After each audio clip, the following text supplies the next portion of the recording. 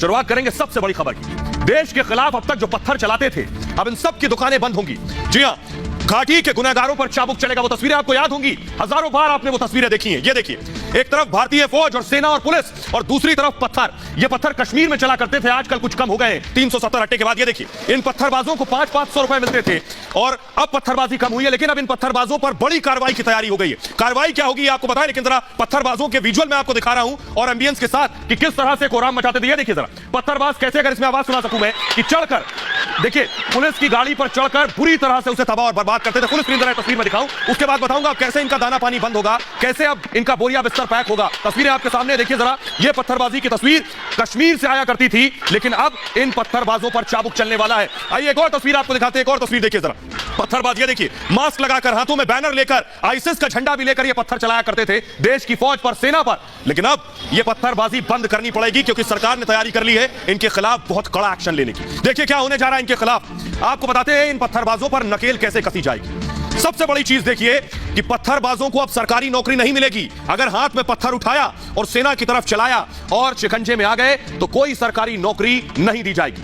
पत्थर फेंकने वाले विदेश नहीं जा पाएंगे। क्यों? क्योंकि इनका पासपोर्ट कभी नहीं बन पाएगा अगर इन्होंने देश के खिलाफ पत्थर चलाने की ये गुस्ताखी की। इसके अलावा आपको बताएं, इनका पासपोर्ट नहीं बनेगा। पासपोर्ट में जो सिक्योरिटी क्लियरेंस होता है वो नहीं मिलेगा इन्हें। देश के खिलाफ पत्थर तो पूरी तरह से कश्मीर में जो भी सरकारी सुविधाएं दी जाती थी, मासूम और बच्चे नाम से इन्हें यह कहकर छोड़ दिया जाता था कि बहक गए और पत्थर चला रहे। लेकिन इसके बाद अब सीआईडी ने बाकायदा यूनिट्स को, अलग अलग यूनिट्स को सर्कुलर जारी किए और सर्कुलर जारी करके कहा गया है कि इन पर सख्त नजर रखी जाए और ना इनको सरकारी नौकरी, ना इनको पासपोर्ट, ना ये विदेश जा सकेंगे। ये हथौड़ा चला है इन पत्थरबाजों पर। तो सिर्फ ये पत्थरबाजी नहीं, आइए आपको दिखाते हैं एक और।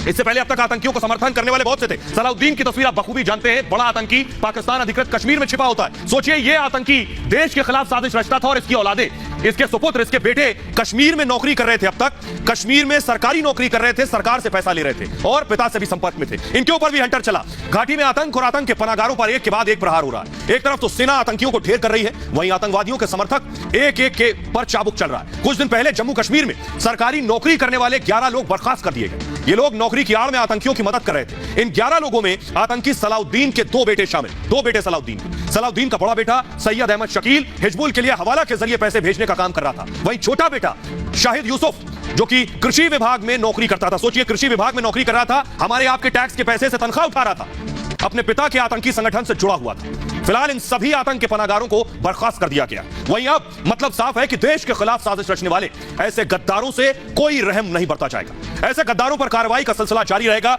बड़ी बात आपको बताएं, सीआईडी के सूत्रों से जो जानकारी मिली है उसके मुताबिक 20 कर्मचारियों को जल्द ही बर्खास्त किया जाएगा। 20। इस बारे में टेरर मॉनिटरिंग ग्रुप और स्पेशल टास्क फोर्स की बैठक हो चुकी है, जिसमें टास्क फोर्स ने कार्रवाई के लिए हरी झंडी दे दी है। जल्द ही इन कर्मचारियों को बर्खास्त कर दिया जाएगा। यह बड़ी कार्रवाई हुई है। यह बड़ी कार्रवाई शायद अब से बहुत पहले इन लोगों पर हो जाती तो कश्मीर के हालात न जाने कब के सुधर चुके होते। न पत्थरबाज होते, न आतंकी होते, न अलगाववादी होते। बहरहाल खबरों में आगे बढ़ते हैं। दंगा राज से राम राज तक। दरअसल अमित शाह उत्तर प्रदेश के 1 दिवसीय दौरे पर थे और अमित शाह ने अखिलेश यादव पर हमला करते हुए सीधे सीधे यह बात उछाली कि दरअसल दंगा राज जो अखिलेश के दौर में हुआ करता था, वो दंगा राज को योगी आदित्यनाथ ने राम राज में बदल दिया है।